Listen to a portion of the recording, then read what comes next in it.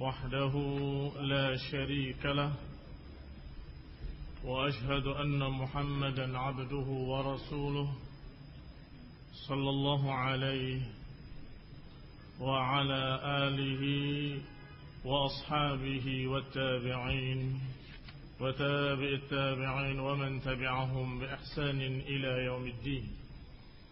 يا أيها الذين آمنوا اتقوا الله حق تقاته ولا تموتن إلا وأنتم مسلمون. يا أيها الناس اتقوا ربكم الذي خلقكم من نفس واحدة وخلق منها زوجها وبث منهما رجالا كثيرا ونساء واتقوا الله الذي تساءلون به والأرحام إن الله كان عليكم رقيبا. يا أيها الذين آمنوا اتقوا الله وقولوا قولا سديدا يصلح لكم أعمالكم ويغفر لكم ذنوبكم ومن يطع الله ورسوله فقد فاز فوزا عظيما. أما بعد فإن خير الحديث كتاب الله وخير الهدي هدي محمد صلى الله عليه وعلى آله وسلم وشر الأمور محدثاتها فإن كل محدثة بدعة وكل بدعة ضلالة وكل ضلالة في النار. Ikhwani fi din, a'azakumullah, kaum muslimin yang saya hormati. Kita akan membahas sedikit di antara adab-adab talibul ilm.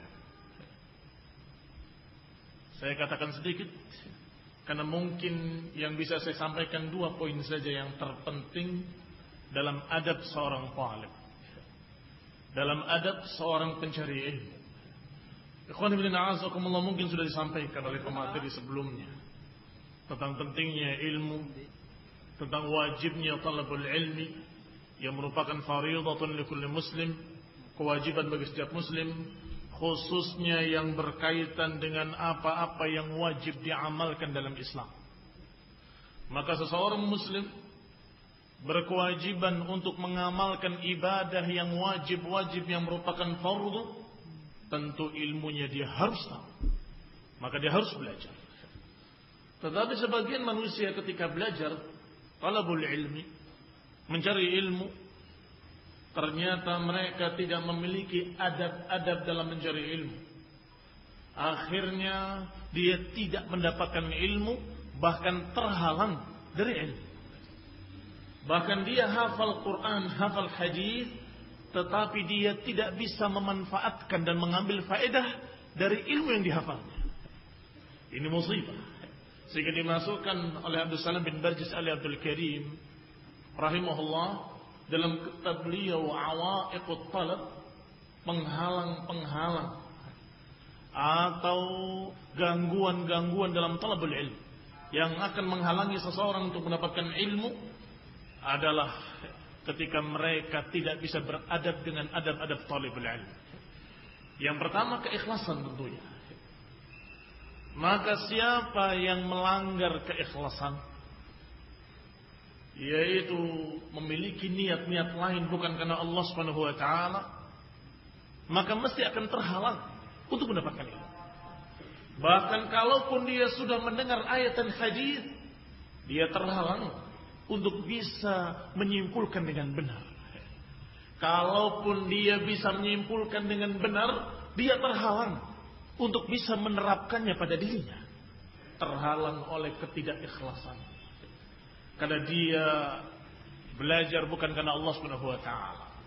Maka yang pertama harus kita perhatikan dalam talabul ilmi adalah keikhlasan. Karena talabul ilmi merupakan ibadah, dan setiap ibadah harus diamalkan untuk Allah Subhanahu wa taala.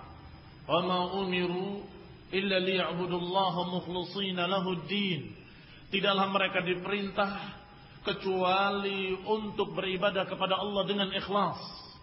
Miliknya lah agama ini. Lihat ayat ini. Ini mencakup semua ibadah. Wa ma umiru illa liya'budullaha mukhlishina lahuddin. Tidaklah mereka diperintah kecuali agar mereka beribadah kepada Allah dengan ikhlas. Milik Allah lah agama ini. Maka ikhwan fillah azakumullah, siapa yang duduk satu majlis mencari ilmu, duduk bersimpu di hadapan para ulama untuk mencari ilmu, jangan lupa niatkan dengan ikhlas. Dan Syekh Muhammad bin Umar Bazmul hafizahullah dalam At-Ta'sil fi Talab al-Ilmi, prinsip-prinsip mencari ilmu, beliau bawakan pula bab pertama. Prinsip pertama adalah keikhlasan. Tetapi beliau menyatakan bahwa yang namanya keikhlasan dalam talabul ilmi adalah syartun tatabbu'i. Lihat, bukan hanya syarat muqaddimahnya saja, tapi syartun tatabbu'i, syarat yang harus terus berkesinambungan. Tidak di awal saja saya niat ikhlas, kemudian di perjalanan berubah. Awalnya niat ikhlas, kemudian di tengah-tengah dia menyatakan kayaknya kalau saya mendapatkan ilmu, saya akan mendapatkan keuntungan ini. Dan saya akan bisa bekerja menjadi penterjemah resmi di kedutaan Saudi. Bergeser. Kaum muslimin yang saya hormati. Maka syaratul ikhlas, syarat keikhlasan adalah syarat yang harus terus menerus. Berbeda dengan syarat-syarat yang lain ketika masuk di dalam satu amalan, awalnya syaratnya ini. Setelah itu sudah tidak dibahas lagi. Tetapi syarat keikhlasan di awalnya, di tengahnya, terus di akhirnya tidak pernah berhenti. Harus selalu dimurnikan keikhlasan. Kalau ada tarikan-tarikan harus ditepis. Kalau ada tarikan-tarikan kepada arah lain selain untuk Allah, maka harus dilawan. Allah Subhanahu wa taala berfirman, "Man kana yuridu hartsad dunya, man kana yuridu hartsal akhirah, nazid lahu fi hartsihi. Wa man kana yuridu hartsad dunya nu'tihi minha, wa ma lahu fil akhirati min nasib." Kata Allah Subhanahu wa taala dalam surat Asy-Syura, siapa yang menghendaki perbendaharaan akhirat, nazid lahu fi hartsihi, kami akan tambah, kata Allah, fi hartsihi.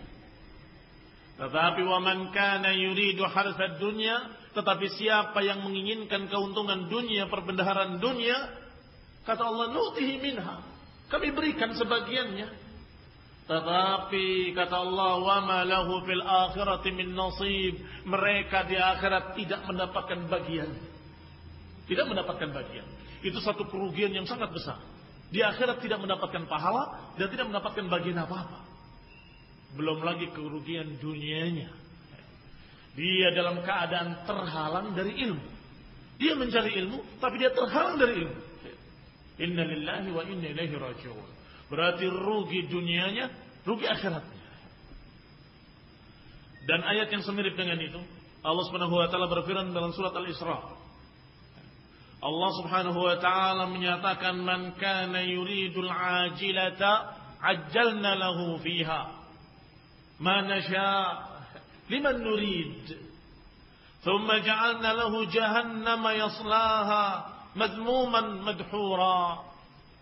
Kata Allah, "Man kana yurid al-ajilah," siapa yang ingin balasannya disegerakan di dunia, ajjalna lahu fiha, kami akan segerakan. Siapa yang ingin balasannya disegerakan, kami akan segerakan, kata Allah.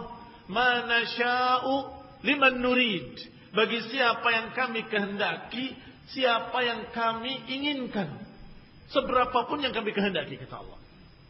Artinya tidak mesti. Kalau ayat yang sebelumnya tadi seakan-akan orang yang menginginkan dunia dikasih oleh Allah dunianya.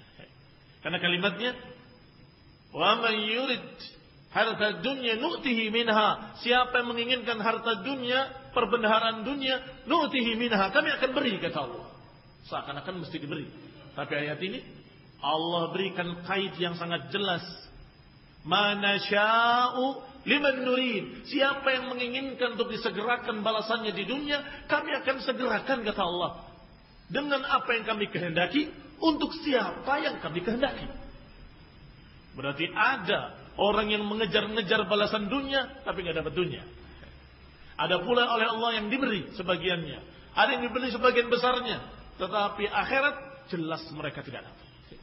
Ada yang rugi dunia dan akhiratnya sekaligus. Ada yang rugi akhiratnya, dunia dikasih sedikit oleh Allah Subhanahu wa taala, nu'tihi minha. Mereka yang tidak ikhlas karena Allah Subhanahu wa taala. Maka karena talabul ilmi adalah ibadah, maka hendaklah kita mengikhlaskan niat karena Allah Subhanahu wa taala. Dan juga dalam hadis yang ma'ruf yang kita hafal, innamal a'malu binniyat. Diriwayatkan oleh Imam Bukhari rahimahullah dari Umar bin Khattab radhiyallahu taala anhu bahwa Rasulullah SAW menyatakan innamal a'malu binniyat wa innamal likulli imri'in ma nawa. Sesungguhnya setiap amalan tergantung niatnya dan bagi setiap orang akan diberikan apa yang diniatkannya. Niatnya dunia dapatnya dunia. Niatnya akhirat, insya Allah dia akan mendapatkan akhirat. Ada seorang yang secara khilqah, secara penciptaan dia bebal, sulit memahami. Tapi dia semangat belajar. Karena Allah ingin pahala dari Allah, ingin mendapatkan ajr, balasan dari Allah. Maka orang ini mendapatkan pahala walaupun dia mati dalam keadaan masih dangkal ilmunya. Kenapa? Niatnya. Innamal a'malu binniyat. Sebaliknya mereka yang belajar, Masya Allah, memiliki kecerdasan, kemampuan, dan mendapatkan sekian banyak ilmu, tetapi niatnya bukan karena Allah, tapi karena dunia, maka dia tidak mendapatkan apa-apa. Innamal a'malu binniyah. Dia hanya mendapatkan dunianya. Wa man kanat hijratuhu lidunya yusibuha aw imra'atin yankihuha fa hijratuhu ila ma hajara ilaihi. Siapa yang hijrahnya karena dunia yang akan didapatkan atau karena wanita yang akan dinikahi, maka dia hijrahnya kepada apa yang diniatkannya. Bukan kepada Allah, bukan kepada Rasulnya. Tidak mendapatkan balasan dari Allah Subhanahu wa taala. Allah Subhanahu wa taala aghna syuraka an syirk. Allah paling kaya di atas segala sekutu-sekutu. Maka siapa yang beribadah kepada Allah dan menyekutukannya bersama yang lain, maka Allah akan berikan pada sekutu-sekutu itu. Allah tidak butuh. Allah Maha Kaya, ghaniyun 'anil 'alamin. Ikhwan fillah, a'azakumullah, ada satu kisah. Diriwayatkan oleh Abu Hurairah radhiyallahu taala anhu dalam riwayat Muslim. Abu Hurairah ketika di rumahnya didatangi oleh seseorang. Ketika meminta orang tadi, ya Abu Hurairah, sampaikan apa yang kau ingat dari Rasulullah sallallahu alaihi wasallam. Maka Abu Hurairah menyatakan, aku sampaikan kepada kalian dengan perlahan dan terasa seperti ketakutan beliau radhiyallahu taala anhu. Aku sampaikan kepadamu dari apa yang aku dengar dari Rasulullah SAW di rumah ini. Kemudian beliau berhenti dan terasa pada dirinya rasa takut sehingga berkeringat. Kemudian menarik napas dan berkata lagi, aku katakan, aku sampaikan apa yang aku dengar dengan telinga ini di rumah ini dari Rasulullah sallallahu alaihi wasallam. Kemudian dia tidak sanggup melanjutkan, berhenti lagi sampai 3 kali. Sampai kemudian beliau berkata, sami'tu Rasulullah sallallahu alaihi wasallam yaqul, aku mendengar Rasulullah sallallahu bersabda, inna awwala man tusa'ar bihimun nar yaumal qiyamah thalatha. Sesungguhnya awal pertama yang akan dibakar di dalam api neraka adalah 3 manusia. 3 jenis manusia. Fadzakarahum, disebutkan masing-masingnya. Dan yang berkaitan dengan pembahasan kita adalah apa yang diucapkan yang berikutnya, yaitu rajulan ta'allama al-ilma wa 'allamahu wa qara'a al-Qur'an. Yang pertama 3 golongan, salah satunya adalah orang yang belajar ilmu, belajar Al-Quran, membaca Al-Quran. Fa'utiya bihi, maka didatangkan orang ini. Fa'arrafahu ni'amahu fa'arafaha, dikenalkan nikmat Allah kepadanya. Bukankah Allah beri nikmat kepadamu ini, fa'arafaha, maka dia mengenalinya, mengakuinya itu nikmat dari Allah. Maka Allah katakan kepadanya, fama amilta fiha, apa yang kau amalkan dengan apa yang kamu punyai dari ilmu. Qala ta'allamtul ilma wa 'allamtuhu wa qara'tuhu fika al-Qur'an. Aku belajar ilmu, menyampaikan ilmu, dan aku mempelajari Quran dan membacakan Al-Quran semua karena engkau. Maka Allah katakan, kadzabta, engkau berdusta. Walakinnaka ta'allamtal ilma liyuqal 'alim. Engkau berdusta, engkau mempelajari ilmu agar engkau disebut sebagai alim. Wa qad qil, dan sudah diucapkan di dunia. Dikatakan oleh Allah Subhanahu wa taala bahwa dia mempelajari ilmu membaca Quran liyuqal alim. Wa qara'tal Quran liyuqal qari'. Dan engkau membaca Al-Quran hanya ingin disebut sebagai qari, pembaca Quran yang baik, pembaca yang terkenal. Faqad qil, dan sudah diucapkan. Tsumma umira bi fasuhiba ala wajhi fin nar. Kemudian diperintahkan oleh Allah dan diseret orang tadi dengan wajahnya di bawah ke dalam api neraka. Hatta ulqiya finnar, hingga dia dilemparkan dalam api neraka. Abu Hurairah radhiyallahu taala anhu akan menyampaikan hadis ini, rasanya sangat takutnya beliau, khawatir kalau apa yang dia sampaikan dari ilmu memiliki niat-niat lain. Dia berhati-hati lagi, meluruskan niatnya, menarik nafas dalam-dalam, kemudian menyatakan, aku dengar Rasulullah SAW menyatakan demikian. Berarti di antara 3 orang yang pertama dibakar dalam neraka adalah mereka yang beramal dengan amal ibadah yang besar, tetapi dalam keadaan niatnya bukan karena Allah. Mujahid fi sabilillah yang pertama disebut. Yang ketiga diingatkan kenikmatan-kenikmatan kepadanya, kemudian ditanyakan kepadanya, apa yang kau amalkan dengan apa yang kamu miliki dari kenikmatan Allah? Dia menyatakan, jahadtu fika ya Rasul, ya Allah, aku berjihad di jalanmu ya Allah. Maka dibantah oleh Allah, kadzab, engkau berdusta. Engkau berjihad liyuqal syuja'. Engkau berjihad hanya ingin disebut sebagai pemberani, dan sudah dikatakan di dunia. Maka diperintahkan untuk diseret dalam api neraka. Demikian pula membaca Al-Quran. Yang membaca Al-Quran dengan bagus, Masya Allah. Ternyata liyuqal qari', ternyata niatnya hanya karena ingin disebut sebagai qari' yang terkenal. Wa qad qil, dan sudah didapatkan niatnya itu di dunia. Maka diperintahkan untuk diseret dalam api neraka.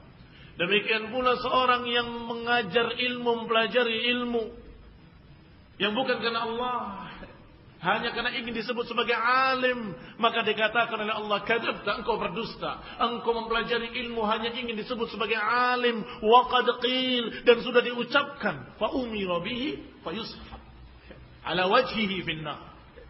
Maka diperintahkan untuk diseret dengan wajahnya di bawah dan kemudian dimasukkan dalam neraka. Ikhwan fillah, a'azakumullah muslimin yang saya hormati. Mempelajari ilmu adalah amal saleh. Tetapi ternyata karena salah niat,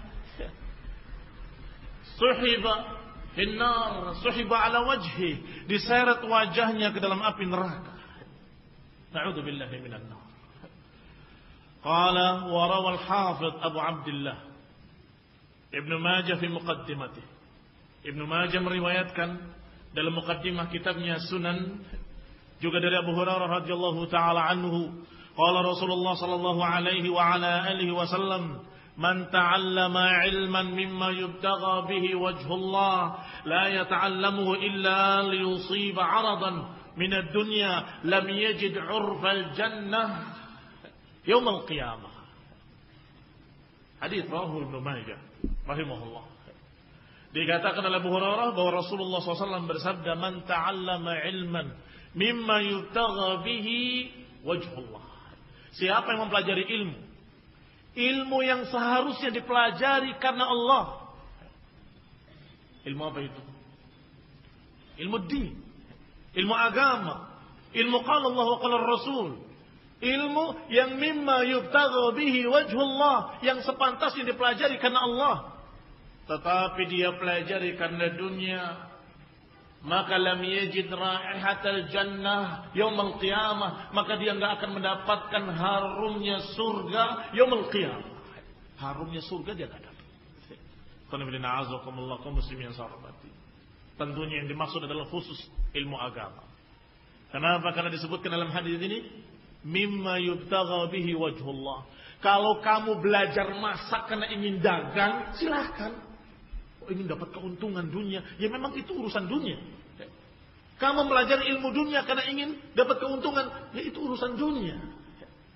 Tetapi kamu mempelajari perkara yang bukan urusan dunia, ini urusan din.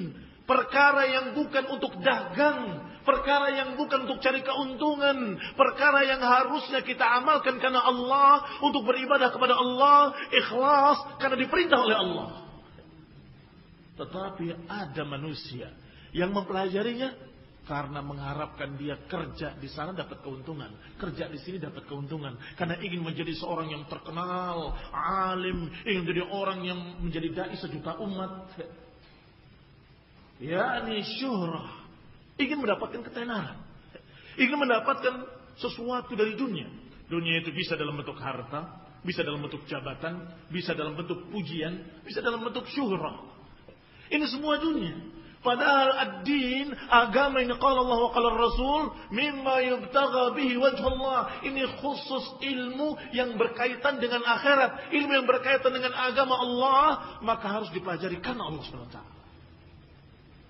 Sampai dikatakan oleh para ulama, kalau engkau memakai agama untuk cari dunia, itu sungguh yang dicarinya dengan alatnya. Lebih mulia alatnya. Yang dicarinya rendah dunia. Maka permisalannya, kata beliau, permisalannya seperti engkau mengambil kotoran dari comberan dengan sendok dari permata dan mutiara. Ngapain? Yang kamu pegang itu sudah mulia. Kamu cari dengan itu perkara yang menjijikkan, yang rendah. Dunia la tusawi janaha ba'udah. Dunia ini enggak senilai sayap nyamuk sekalipun. Kalau saja dunia ini tusawi janaha ba'udah, kalau saja dunia ini memiliki nilai walaupun sesayap nyamuk, tidak akan diberikan oleh Allah kepada orang kafir syurbata ma', enggak akan diberikan pada orang kafir seteguk air pun. Enggak akan diberikan pada orang kafir. Tetapi karena dunia ini tidak senilai sayap nyamuk sekalipun, maka Allah berikan pada orang kafir, orang muslim. Allah berikan pada orang baik, Allah berikan pada orang jahat. Allah berikan pada segala macam jenis manusia. Itu dunia. Tetapi agama, Allah tidak berikan kecuali kepada orang-orang yang Allah kehendaki padanya kebaikan. May yuridillahu bihi khairan yufaqihu fid din. Siapa yang Allah kehendaki dengannya kebaikan, Allah akan fakihkan dia dalam agama. Perhatikan. Allah Subhanahu wa taala menghabarkan melalui lisan Rasul. Karena Rasulullah SAW ucapannya wahyu, la yantiqu anil hawa in huwa illa wahyun yuha. Kata beliau bahwa Allah Subhanahu wa taala kalau menginginkan pada seseorang kebaikan, yufaqihu fid din. Man yuridillahu bihi khairan yufaqihu fid din. Siapa yang Allah kehendaki padanya kebaikan, Allah akan fakihkan dalam agama. Tidak sebaliknya. Siapa yang Allah kehendaki dengannya kebaikan, Allah kasih dunia, Allah kasih kaya. Tidak. Kalau kaya, kafir juga bisa kaya, fasik juga bisa kaya, mubtadi'un dhal bisa kaya raya. Bahkan lebih mudah bagi mereka mencari, karena yang halal yang haram mereka ambil. Maka tidak dikatakan siapa yang Allah kehendaki dengannya kebaikan, Allah kasih dunia. Tidak. Allah katakan melalui lisan Rasulnya, siapa yang dikehendaki olehnya, oleh Allah dengan kebaikan, Allah fakihkan dia dalam agama.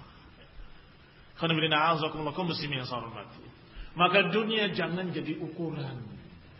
Kalau diberi oleh Allah Subhanahu wa taala dunia, dia merasa GR, Allah cinta sama saya. Saya dikasih terus dunia. Terus dia berpikir, Rabbi akraman, Rabbi akramani, Rabbku menyayangi aku, memuliakan aku. Tetapi sebaliknya, kalau sudah dikurangi hartanya, dibikin dia jatuh, pailit, bangkrut dan seterusnya, dia suudzon pada Allah. Allah benci pada saya. Allah enggak suka saya. Allah menghinakan saya. Rabbi ahanani. Rabbi menghinakan aku, kata dia. Ini orang yang tidak bisa menilai. Tidak bisa menilai dari segi apa Allah cinta atau Allah benci. Bukan dengan dunia. Wallah, bukan dengan dunia. Bukan ukurannya kalau kita dikasih kebaikan dunia berarti Allah cinta. Kalau kita diberi kejelekan maka berarti Allah benci. Ini ukuran yang salah. Bisa dibayangkan Rasulullah SAW meninggal dalam keadaan masih memiliki hutang. Pakaian besinya masih digadaikan. Apakah Allah tidak cinta pada Nabi Muhammad SAW? Berpikirlah cerdas. Lihatlah ayat dan hadis yang menyatakan bahwa Allah Subhanahu wa taala mencintai para anbiya, bahkan Rasulullah SAW dikatakan khalil, kekasih yang paling dicintai oleh Allah Subhanahu wa taala. Nabi Ibrahim dan Nabi Muhammad SAW. Dalam keadaan Rasulullah SAW meninggal dalam keadaan miskin, nggak punya apa-apa. Sebaliknya lihat yang lain. Musuh-musuh Allah dan Rasulnya. Mereka dalam keadaan kaya raya, memiliki benteng-benteng atau istana-istana yang besar. Dengan berlimpah harta emas dan perak. Seperti Romawi dan Persia. Allah tidak menunjukkan kalau Allah cinta pada mereka. Sama sekali. Tetapi yang menunjukkan kalau Allah cinta pada seorang hamba, Allah faqihkan dia dalam agama. Man yuridillahu bihi khairan yufaqihu fid din. Siapa yang dikehendaki oleh Allah dengan kebaikan, Allah pahamkan dia dalam agama. Sehingga talabul ilmi, di samping wajib memang bagi setiap muslim, pada apa yang wajib baginya untuk diamalkan, maka dia harus mempelajarinya. Juga kita mendapatkan dengan talabul ilmi, kecintaan Allah Subhanahu wa ta'ala. Berarti kalau kita mendapatkan taufik kemudahan untuk cari ilmu, mudah-mudahan kita berharap semoga kita dikehendaki oleh Allah dengan kebaikan. Maka Nabi menyatakan kalau ilmu yang semestinya dipelajari karena Allah ternyata dipelajari karena mencari dunia, liyusiba aradan minad dunya, untuk mendapatkan aradan, berbagai macam perhiasan atau berbagai macam yang menarik dari dunia, maka lam yajid raihatal jannah, dia enggak akan mendapatkan baunya surga. Wa akhraja bi isnadih, dan juga disebutkan dengan sanadnya, masih dari beliau, dari Ibnu Majah rahimahullah, dengan sanadnya sampai pada Jabir bin Abdullah radhiyallahu taala anhuma, bahwa Nabi sallallahu alaihi wa ala alihi wasallam bersabda, la tata'allamul ilma litabahu bihi al-ulama wala litumaru bihi as-sufaha wala tukhbiru bihi al-majalis faman fa'ala dhalik fannar an-nar. Khairuddin a'azakumullah. Hadis yang disebutkan oleh Ibnu Majah dan juga oleh Ibnu Hibban dan lain-lainnya dalam bab an-niyah fi talab al-ilm.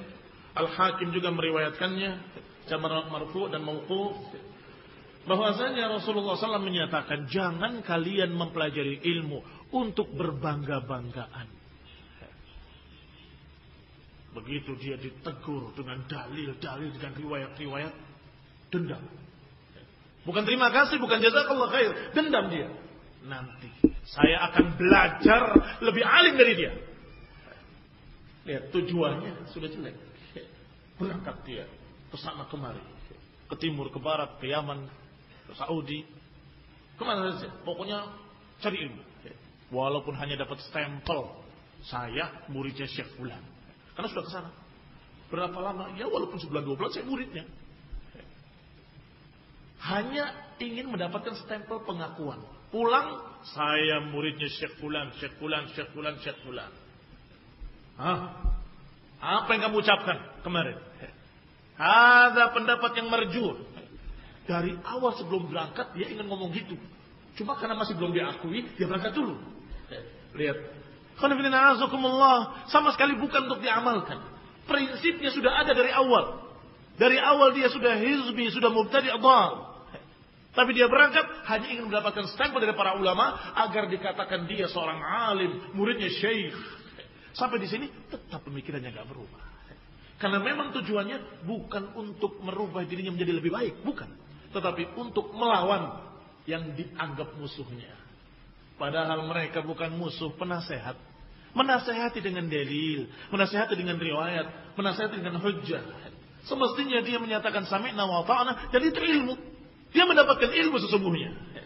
Tetapi astagfirullah, beberapa orang memang ahlul hawa, lebih mengutamakan hawa nafsunya, sehingga dia tidak puas dengan itu. Dia marah dan kemudian dia ingin menyaingi orang tersebut. Kembali kepada kitab. Qala, dikatakan, kata Nabi sallallahu alaihi wasallam dalam hadis ini, jangan untuk berbangga-banggaan. Litubahu bihil ulama, untuk menandingi ulama. Walalitumaru bihi sufaha, jangan pula untuk mendebat sufaha. Khonifidina azakumullah, menandingi berbangga-banggaan di hadapan ulama, yakni ingin menyatakan saya juga syekh, saya juga doktor. Apa bedanya saya dengan dia? Yang kamu undang. Masya Allah. Lihat khonifidina azakumullah, akhlak. Akhlak yang seperti ini akan menghalangi ilmu. Dia merasa doktor. Yang diundang oleh ahli sunnah juga doktor. Sekelas lagi di sananya. Jengkel dia. Kenapa enggak undang saya? Saya juga alim, saya juga doktor, saya juga sama dengan dia. Bahkan nilainya kalau ujian, saya kadang-kadang lebih tinggi dari dia.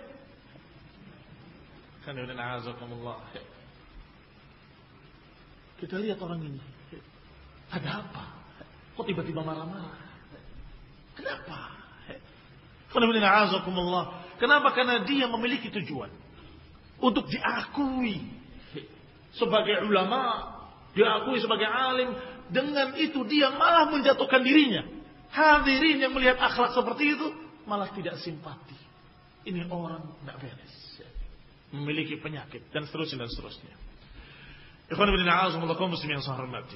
Masih selanjutnya, wala litumaru bihi sufaha, jangan untuk mendebat sufaha. Kalau saya punya ilmu, orang-orang awam akan tunduk pada saya semua. Saya bisa atur dia. Ini juga banyak. Mereka-mereka yang mengandalkan ilmunya yang walaupun sangat sedikitnya, dan mengandalkan keturunannya. Saya ini alim, keturunan Rasul. Mulai orang awam dijadikan oleh dia sebagai bulan-bulanan. Diperas. Dikatakan begini, dikatakan begitu, sampai dia menjadi taghut.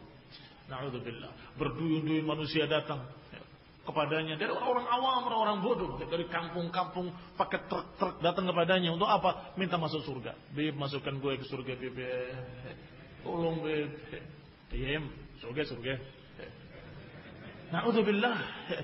Ini taghut. Harusnya dia berkata, jangan minta kepada saya, mintalah pada Allah. Berdoalah pada Allah, beramallah ibadah kepada Allah.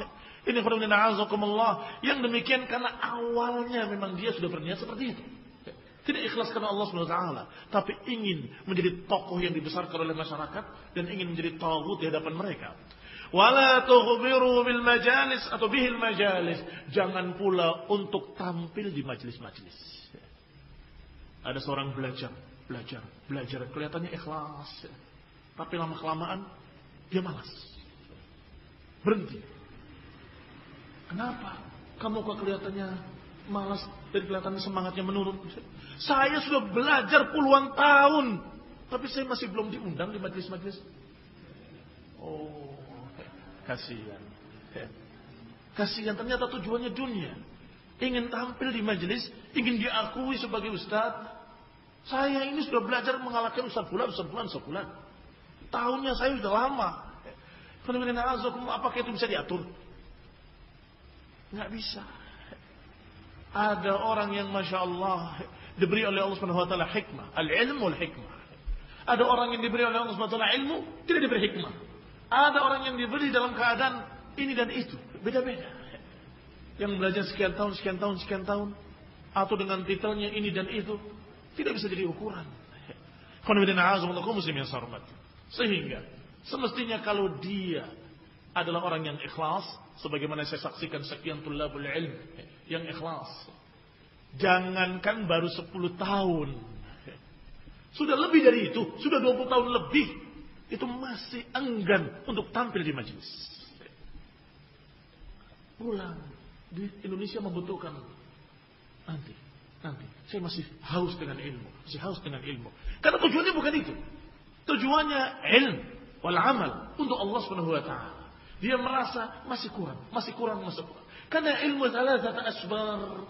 Karena ilmu itu 3 jengkal. Jengkal pertama takabbara, jengkal kedua tawadhu'a, dan jengkal ketiga arafa annahu lam ya'rif syai'. Kama qala ulama, sebagaimana dikatakan oleh para ulama, ilmu itu 3 jengkal. Jengkal pertama sombong. Saya sudah alim. Itu baru jengkal pertama yang dijuluki Abu Shibrin. Jengkal kedua mulai tawadhu dia. Mulai tawadhu. Jengkal ketiga dia sadar bahwa dia belum tahu apa-apa. Justru yang jengkal ketiga ini dia sadar bahwa dia belum tahu apa-apa. Maka dia masih belajar. Rasanya dia belum pantas duduk di majlis karena dia merasa belum apa-apa. Belum punya apa-apa. Ini sudah jengkal yang ketiga. Yang terbanyak yang jengkal pertama. Abu Shibrin. Jengkal kedua ada sebagian. Tapi jengkal ketiga jarang terjadi. Walaupun kita saksikan ada. Masya Allah. Tetapi jarang sekali.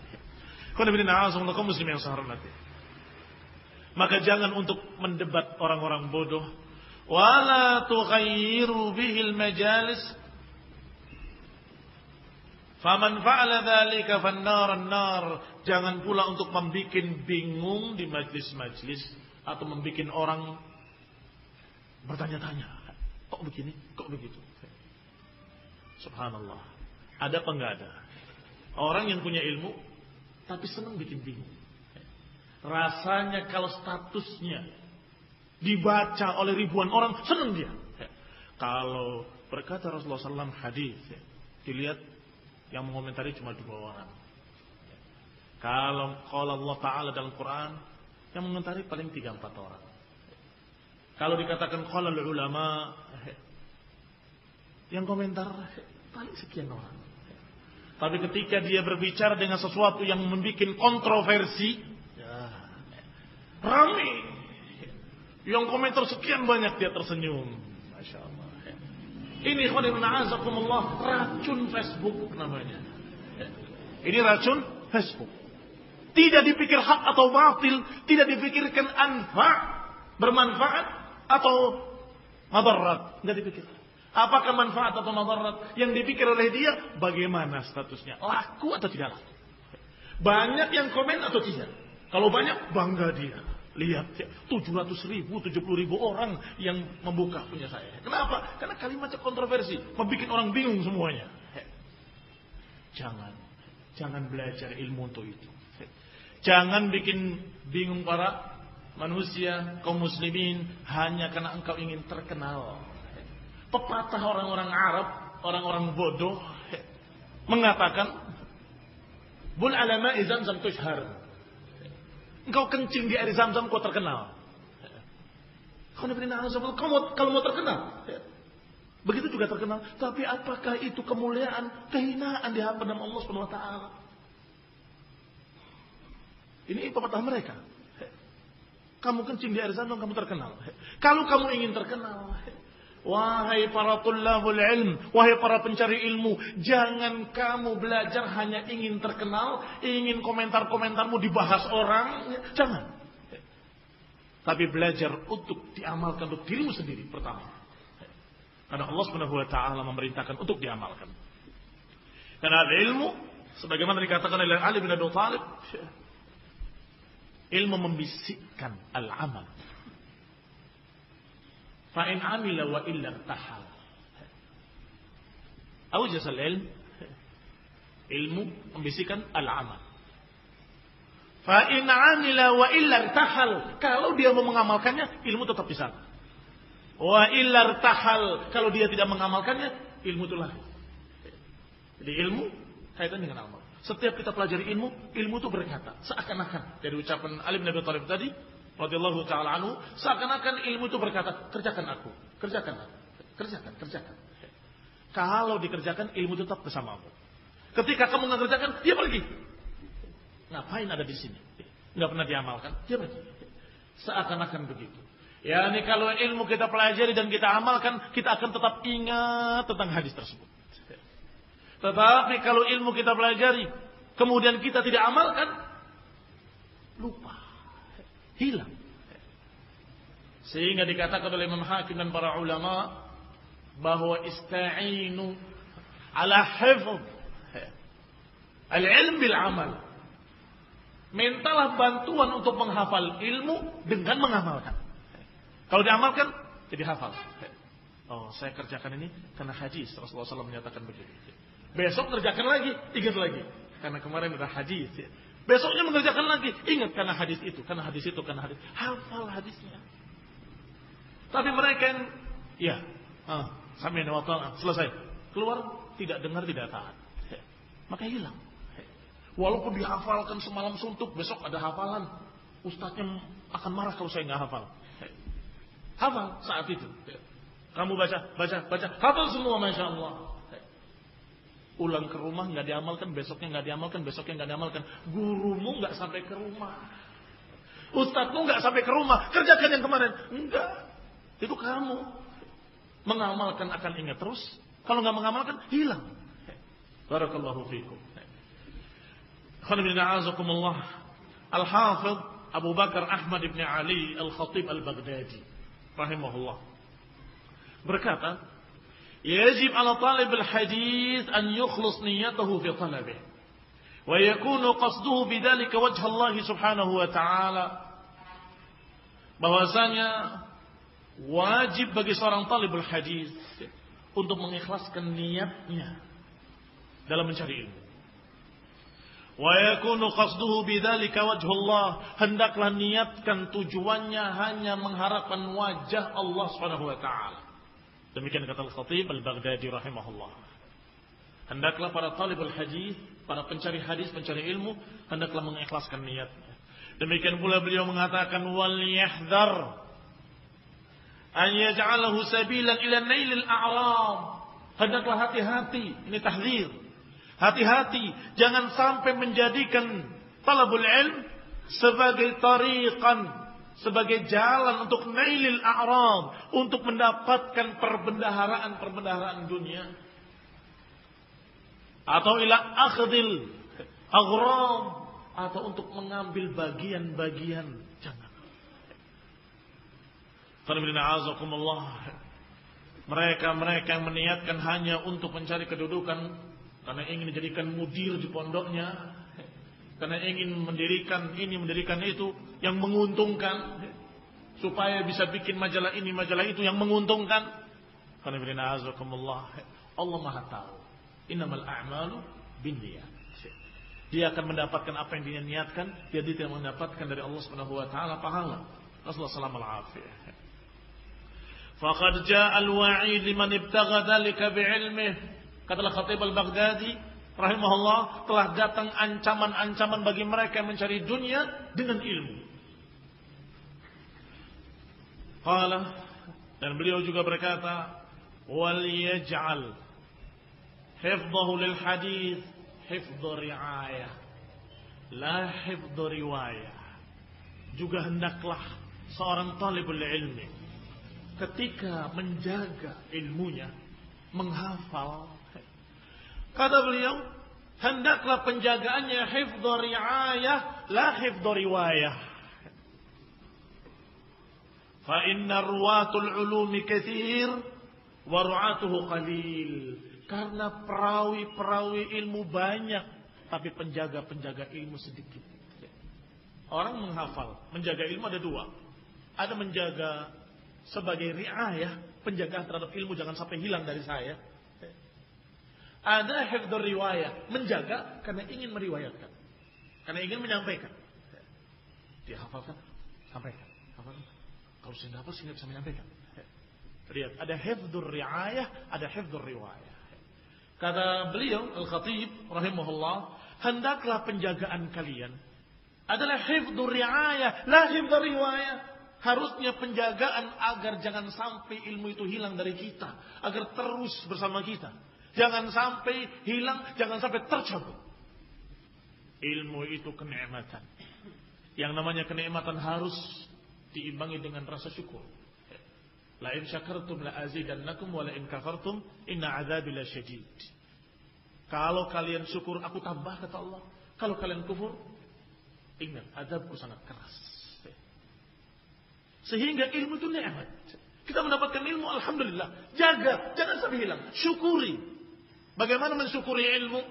Syukuri ilmu adalah pertama amalkan. Alhamdulillah kamu sudah tahu, kerjakan. Dan mensyukuri ilmu, jaga jangan sampai hilang dari dirimu. Dan mensyukuri ilmu, sampaikan karena Allah Subhanahu wa taala. Tetapi kalau dia tidak mengamalkannya, berarti dia tidak mensyukuri nikmat. Kalau tidak mensyukuri nikmat, inna azabi lasyadid. Kalau mensyukuri, ditambah ilmunya, tambah ilmu. Qanibina azakumullah. Wattaqullah wa yu'allimukumullah. Bertakwalah pada Allah, Allah mengajari kalian ilmu. Ya, ini kalau niatnya karena Allah, Allah akan mudahkan kamu untuk mencari ilmu. La azidannakum, kami akan tambah.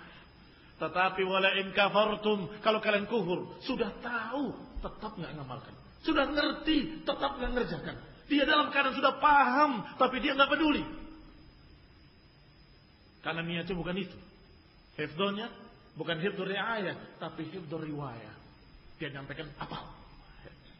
Oh, di situ hafal saya di luar kepala. Hanya itu tujuannya. Maka sesungguhnya kenikmatan bisa dicabut kembali. Allah Subhanahu wa taala lam yakum mughayyiran ni'matan an'amaha 'ala qaumin hatta yughayyiru ma bi anfusihim. Allah enggak akan mencabut kembali kenikmatan yang pernah Allah berikan kepada kaum hingga mereka sendiri yang menyebabkan kenikmatan itu dicabut kembali oleh Allah Subhanahu wa taala. Maka kata para ulama sebagaimana disebutkan oleh Al-Hasan Al-Basri rahimahullah, himmatul ulama hifdhu riayah wa himmatus sufaha hifdhur riwayah. Perhatian para ulama adalah penjagaan ilmu tadi jangan sampai hilang. Itu perhatian para ulama. Wa himmatus sufaha, adapun perhatian mereka para sufaha, para sabi, hanya hifdzur riwayah. Hanya masalah riwayat saja. Dia bisa meriwayatkan titik. Ikhwan fillah, a'azakumullah muslimin sa'armati.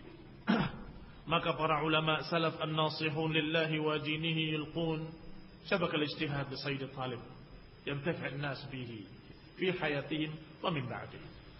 Maka mereka para ulama salaf yang menasihati untuk Allah karena Allah, mereka menyampaikan ilmu. Mereka menyampaikan ilmu dengan kesungguh-sungguhan, mengambil ilmu, mencari ilmu dengan kesungguh-sungguhan, menyampaikan kepada talibul ilmi dengan kesungguh-sungguhan, ijtihad karena Allah Subhanahu wa taala. Sehingga ilmu mereka bermanfaat dalam masa hidup mereka dan masa wafatnya mereka. Ini baru satu adab yang sangat penting yang mendasar, yaitu keikhlasan. Yang kedua, adab kepada seorang guru, seorang alim yang memiliki ilmu. Kalau dia dalam keadaan mengajar, menyampaikan ilmu kepadamu, maka dia guru yang harus kamu hormati. Rasulullah SAW bersabda, "Laisa minna man lam yarham saghirana wa lam yuwaqqir kabirana wa ya'rif li'alimina." Bukan dari golongan kami, kata Nabi, orang yang tidak menyayangi yang lebih kecil, yang lebih muda, tidak menghormati yang lebih tua, dan tidak mengenali li'alimina, yakni haqqahu, tidak mengenali hak-haknya orang yang berilmu. Sebutkan dalam Musnad dan juga dalam Al-Mustadrak Imam Hakim rahimahullah. Umar bin Khattab radhiyallahu taala anhu menyatakan, fasadun nas idza jaa al-ilmu min qibal as-saghir ista'sa alayhi al-kabir wa salahun nas idza jaa al-ilmu min qibal al-kabir taba'ahu alayhi as-saghir. Bahwasanya yang namanya rusaknya manusia ketika ilmu datangnya dari anak-anak muda akan ditentang oleh orang-orang tua. Dan salahun nas, baiknya manusia ketika ilmu datang dari orang-orang besar dan diikuti oleh yang di bawahnya, oleh yang muda-muda. Yakni kalau ilmu itu datang dari orang-orang yang dewasa, orang tua, maka akan diterima oleh masyarakat yang lebih muda. Tapi kalau ilmu datang dari anak-anak muda, biasanya orang-orang tua akan menolak. Sehingga kapan jadi baiknya satu masyarakat? Kalau ilmu datangnya dari orang-orang tua. Subhanallah, ada beberapa ulama yang menasihatkan dari sini, maka selama kamu masih muda, kamu itu belajar. Belajar. Nanti pada saatnya otomatis orang-orang akan butuh kamu. Ketika kamu memang sudah sepantasnya untuk mengisi mereka, untuk menasihati mereka. Ketika para masyayikh masih hidup, murid-muridnya yang sudah senior, sudah mustafid, tidak terlihat, tidak menonjol. Kenapa? Ada syekh. Mereka masih merasa murid. Padahal kalau mereka taruh di negeri kita, dia jadi alim. Paling alim di antara kita semuanya. Tetapi ada syekh, dia merasa sudah ada yang mewakili. Yang namanya menyampaikan ilmu fardu kifayah. Kalau ada yang menyampaikannya, yang lebih alim dari dia, maka dia tidak terkena kewajiban. Maka dia belajar. Begitu wafat, maka ternyata murid-muridnya sudah menjadi masyayikh, sudah jadi ulama. Dulu nggak terlihat. Sebagaimana matahari ketika terbit, maka bintang-bintang tidak terlihat. Tapi begitu matahari terbenam, muncul bintang-bintang bertaburan, cahaya berkelap-kelip di mana-mana. Dan selalu demikian. Begitu syekh, ulama, alim wafat, muncul murid-muridnya. Seakan-akan mereka sudah menjadi ulama baru saat itu. Padahal sejak kemarin mereka punya ilmu, tapi mereka tawadhu, mereka tidak sombong, mereka merasa bahwa mereka masih murid, mereka merasa bahwa mereka masih belum cukup ilmunya dan seterusnya. Ada yang lebih alim, ada yang lebih alim. Kenapa memaksakan diri? Harus tasaddur qabla awani. Kenapa memaksakan diri tampil dalam keadaan belum waktunya? Pernah ada seorang misi kajian. Sudah memang masih muda, mukanya seperti anak-anak lagi. Sampaikan itu dikaji. Selesai, ada pertanyaan. Hampir semuanya angkat tangan. Ini orang-orang awam yang angkat tangan. Dan hampir semuanya bertanya dengan pertanyaan ngetes, bukan pertanyaan tidak tahu. Ini apa? Yang demikian. Yang kayak gini disebut apa? Yang terus sampai kebingungan dia. Kenapa? Karena orang-orang tua tadi merasa ini anak kemarin sepertinya. Hampir semuanya tanya dan hampir semuanya ngetes. Alhamdulillah kalau kebetulan beliau menjawab. Alhamdulillah terlihat ternyata punya ilmu. Kenapa demikian? Karena min qibalis saghir. Nanti akan dibahas bahwa saghir, para ulama ada yang menafsirkan dari sisi ilmunya dan juga ada yang menafsirkan dari sisi umurnya. Dan yang benar adalah kedua-duanya, ilmu dan umurnya. Sehingga mereka dalam keadaan memiliki ilmu dan memiliki pengalaman yang lebih banyak daripada anak-anak muda. Dan juga dikatakan oleh mereka, dinukil dalam kitab Awaiqut Talab, bahwasanya mereka orang-orang tua memiliki apa yang tidak dimiliki anak muda. Satu, syahwat sudah menurun, tidak seperti syahwatnya anak muda. Kesabaran sudah lebih tinggi daripada anak muda yang kadang-kadang berapi-api, cepat marah.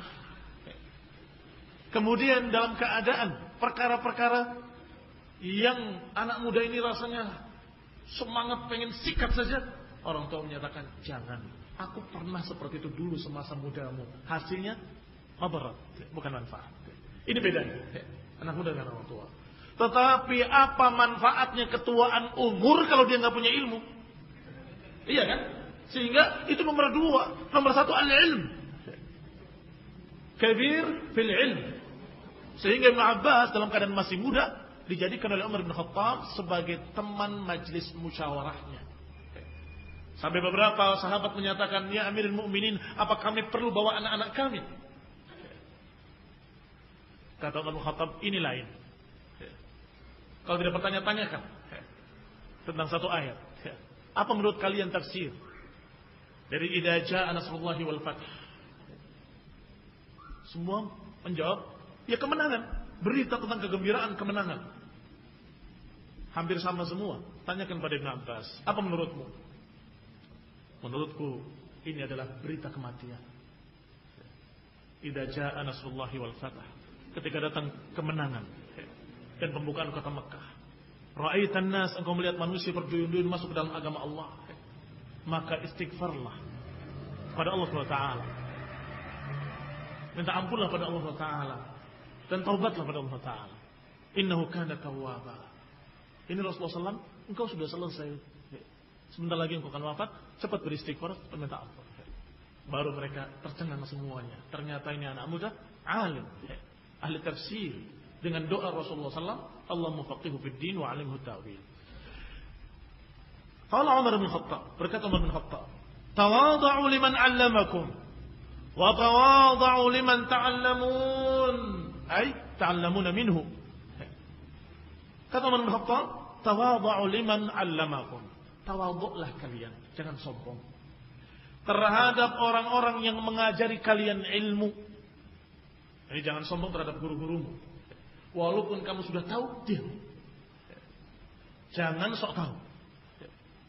Ketika sampaikan, ini yang itu tuh, yang saya tahu, yang kemarin. Jangan kemudian berkata pada teman, ini pasti ini. Saya sudah tahu hadisnya kemarin.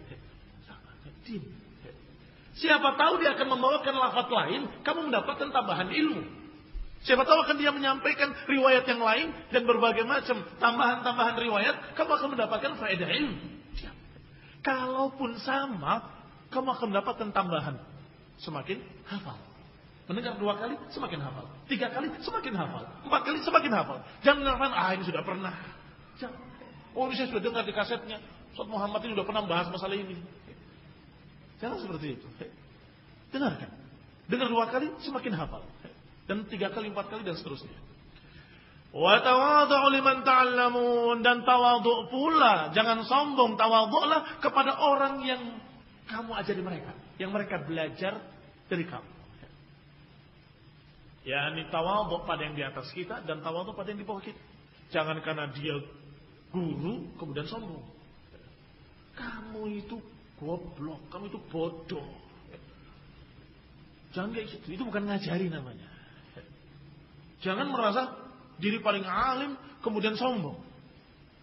Kamu tuh gak tahu apa-apa. Saya yang alim. Saya itu syekh. Saya itu ulama. Dengan masyayikh di sana itu sama saya beda-beda tipis. Ini na'udzubillah. Ucapan-ucapan yang menunjukkan kesombongan. Disampaikan, Ustaz, kibar ulama menyatakan demikian. Syekh, para kibar ulama. Dia menyatakan, saya juga kibar, saya juga syekh. Wah, fihi syekh. Berarti orang ini ada sesuatu yang mengerikan. Padahal tidak akan masuk jannah orang yang fi qalbihi mithqala dzarratin min kibr. Sebiji darah dari kibr, dari kesombongan. Ini mengerikan.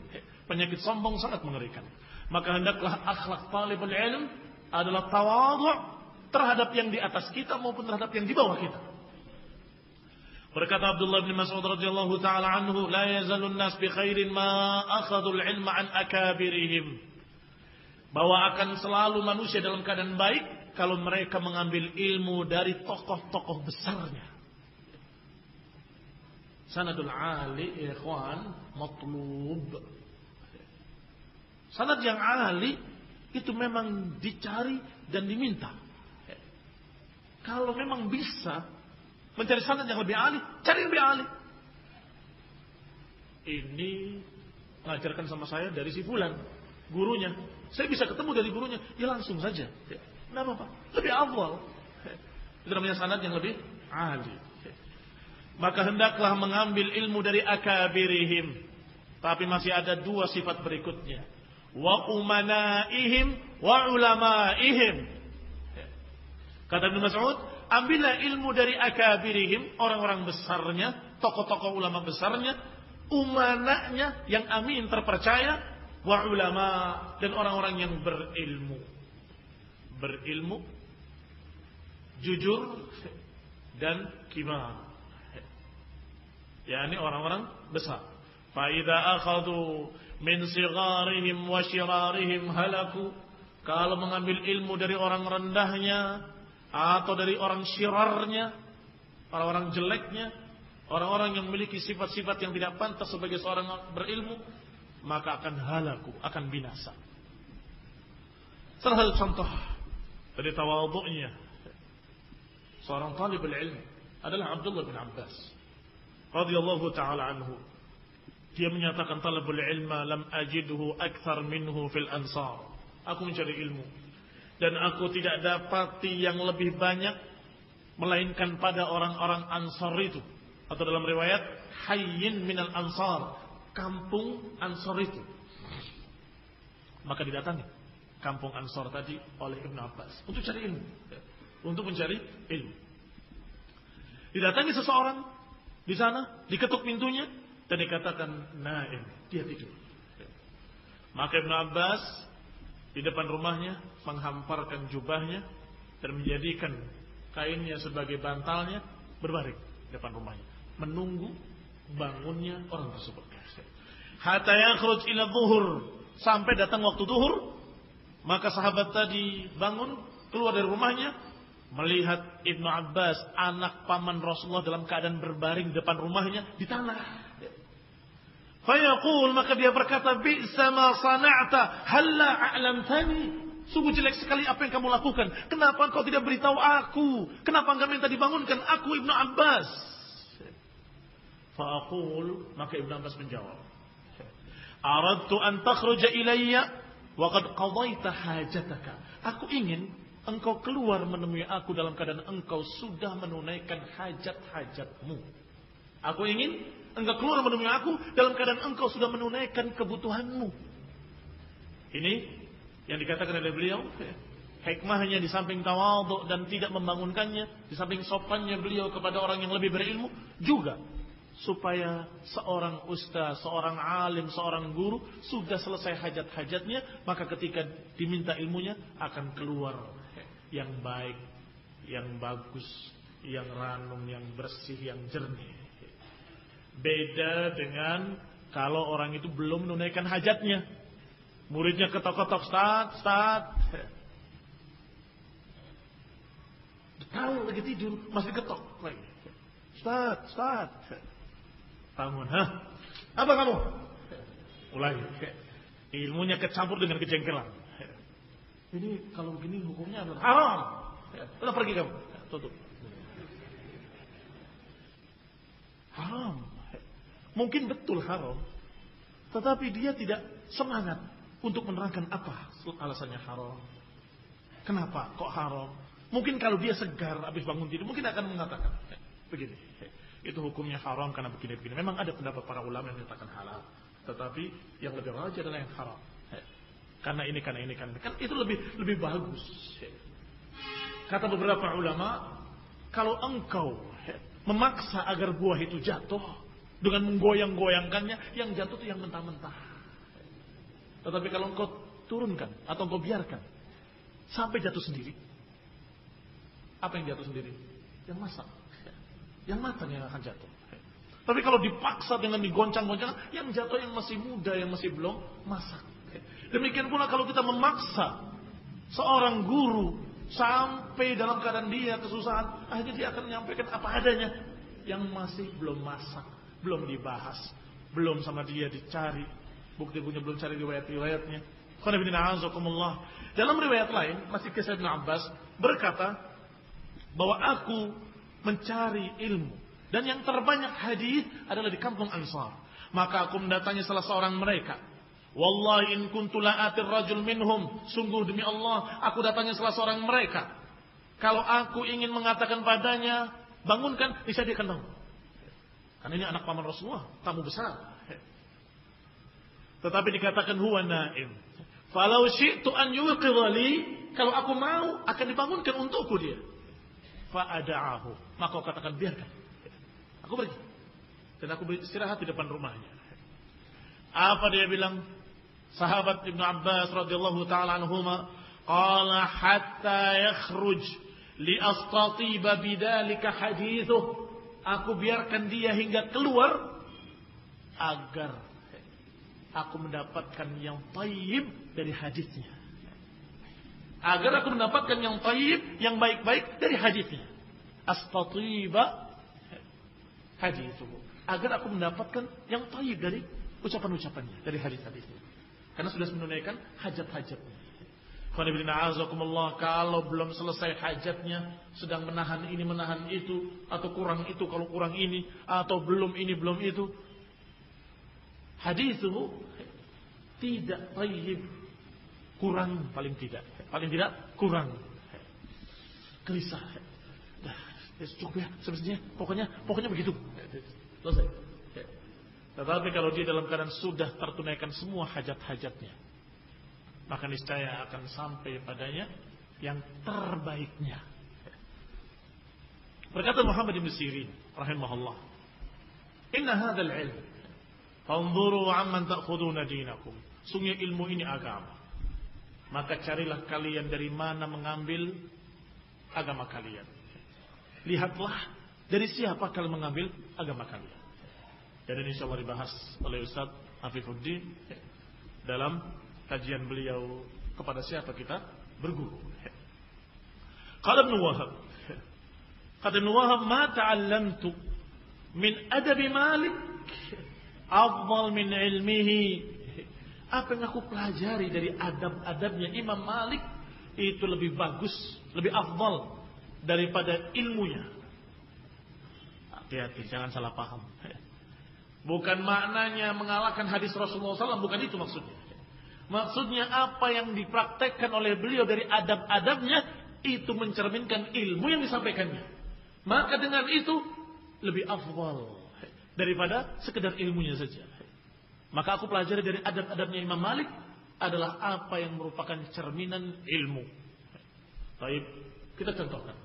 Kalau ada seorang mengajarkan kepada kalian, ini adab yang baik, ini hadisnya, hafalkan. Selesai. Tapi kamu gak lihat pada guru tadi adab tersebut.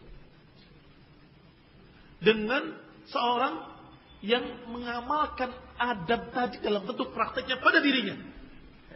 Kamu melihat, Masya Allah. Kenapa kau Ustaz ini begini? Karena hadis Rasulullah SAW yang mengatakan begini. Mana yang lebih mengena? Mana yang masuk ke dalam hati? Yang disampaikan dengan qaulan wa fi'lan.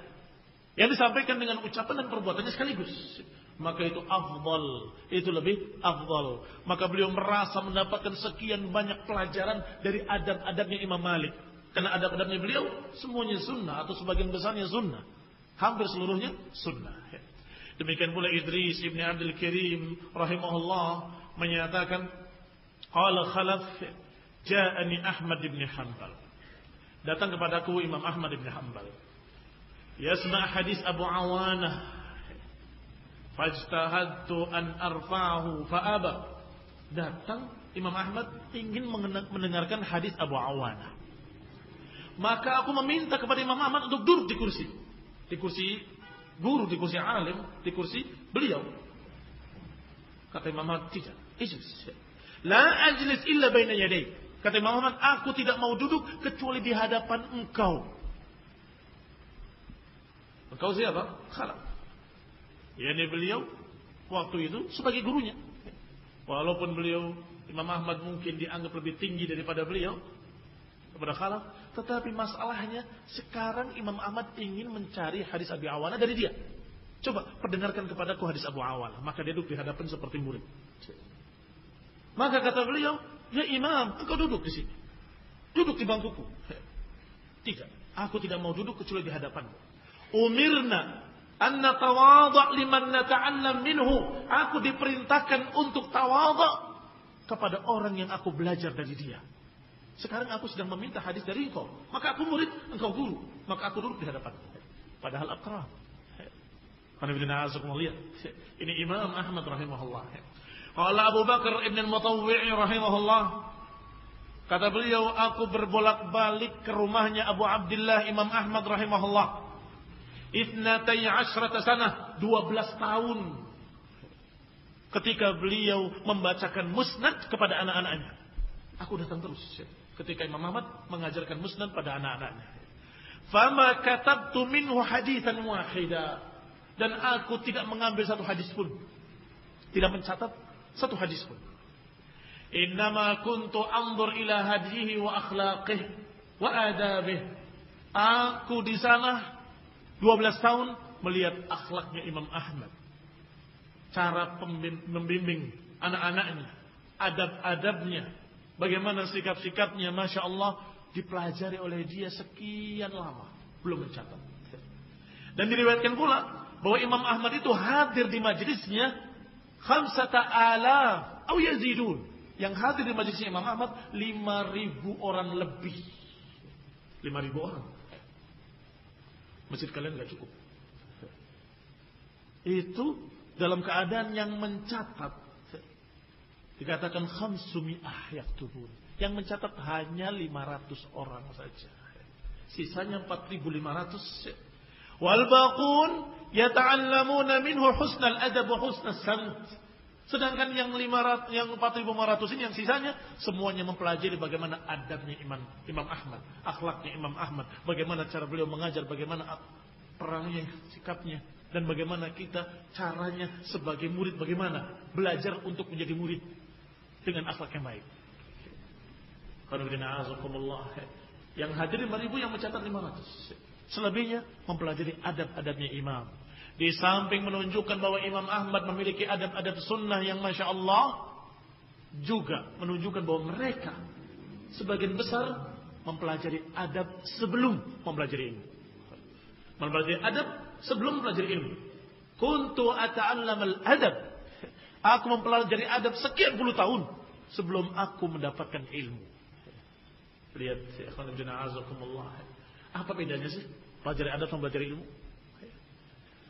Kaum muslimin yang saya hormati, kalau mempelajari ilmu sudah mafhum, mempelajari adab itu lebih kepada praktek meniru. Itu belajar adab namanya.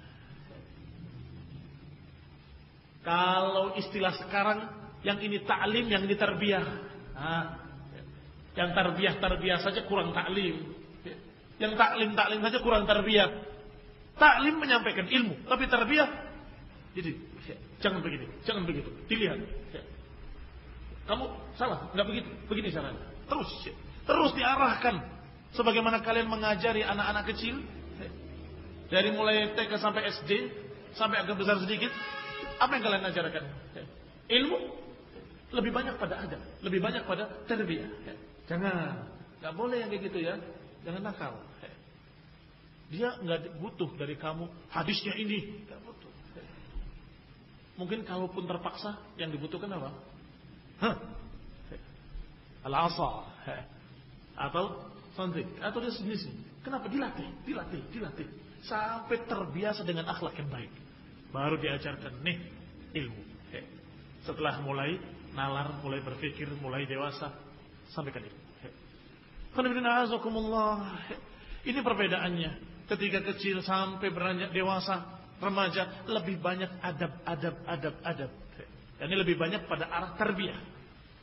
Nanti ketika sudah terlihat dia, Masya Allah, perangainya saleh, adabnya bagus, akhlaknya mulia, pantas dikasih ilmu. Kasih ilmu.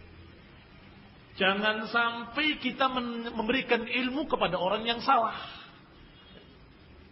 Adabnya jelek, akhlaknya jelek, dikasih ilmu. Apa jadinya kira-kira? Lulus lagi.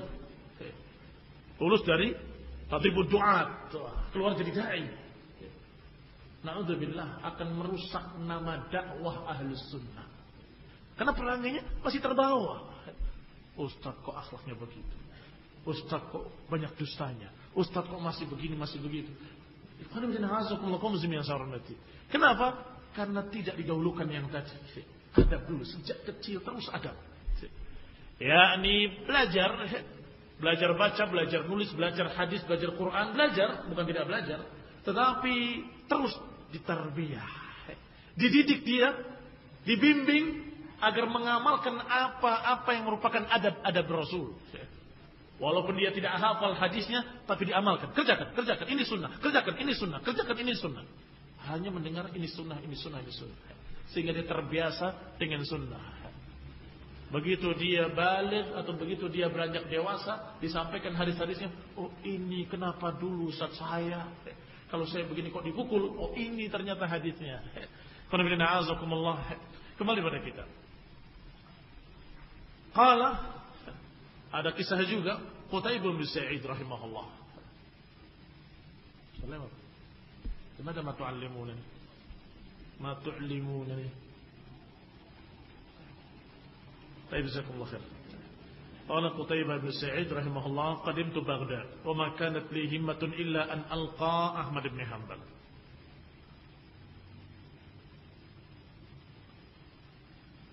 Kata Qutaibah bin Sa'id, aku datang ke Baghdad dan aku tidak punya keinginan kecuali satu, ingin ketemu Imam Ahmad bin Hanbal. Kata Qutaibah bin Sa'id, fa idza huwa qad ja'ani ma'a Yahya bin Ma'in. Ternyata Imam Ahmad yang lebih dulu mendatangi dia ke tempat tinggalnya. Begitu dia datangi oleh Imam Ahmad dan Yahya bin Ma'in. Ini sudah adab yang Masya Allah. Dia seharusnya didatangi, dia mendatangi. Fatadzakarna, maka kami saling mengingat ilmu, berdiskusi. Tiba-tiba faqama Ahmad bin Hanbal wa jalasa baina yadayya. Kata Qutaibah bin Sa'id, tiba-tiba Imam Ahmad berdiri dan duduk di hadapanku. Duduk bersibuk di hadapanku, kemudian berkata, "Amli alayya hadza." Imlakan hadis tadi kepadaku. Imlakan hadis tadi kepadaku. Tsumma tadakkarna, kemudian berbicara kembali, ngobrol kembali. Ketika ada satu hadis yang Imam Ahmad merasa dia belum dapat hadis itu, kembali dia duduk di hadapanku, kata Qutaibah bin Sa'id, duduk dan menyatakan, "Amli alayya hadzal hadis." Sampai Qutaibah bin Sa'id berkata, "Ya Aba Abdullah, ijlis makanak." Wahai Abu Abdullah, duduk di tempatmu. Ini duduk di tempatmu, enggak perlu kamu seperti itu. Faqala la tusghil bi. Kata Imam Ahmad, jangan menyibukkan diri dengan aku. Biarkan aku. Inni innama uridu an akhudhal ilm ala wajhih. Sungguh aku ingin mengambil ilmu dengan caranya. Aku ingin mengambil ilmu dengan caranya. Cara mengambil ilmu. Dengan adabnya. Jangan sibukkan diri dengan aku. Biarkan aku. Aku ingin mengambil ilmu sesuai dengan adab ilmu. Jadi begitu dia merasa itu hadis belum dia dengar, maka dia duduk bersimpuh di hadapannya seperti murid kepada gurunya. Amli alayya hadza. Imlakan yang tadi. Imlakan hadis tadi. Diimlakan. Karena saat itu beliau guru. Iya kan? Saat itu beliau guru. Ketika saya tidak mendapatkan atau baru mendengar hadis dari kamu, sebentar, coba bacakan kembali hadis. Saat itu saya murid dari dia pada hadis itu. Sehingga Imam Ahmad berubah duduknya, seperti duduknya murid kepada gurunya. Ini khonibina azakullah, adab mereka para ulama dalam mencari ilmu. Maka semestinya kita kaum muslimin ahli sunnah mengikuti mereka para salafus saleh dalam talabul ilmi, dalam adab-adab dan dalam akhlak mencari ilmu. Nasallahu taufiq wal afiyah wa nasallahu hidayah wa rahmah wal afu minkum ala al-italah. Subhanaka wa bihamdika, la ilaha illa anta, astaghfiruka wa atubu ilaik. Wassalamu alaikum warahmatullahi wabarakatuh.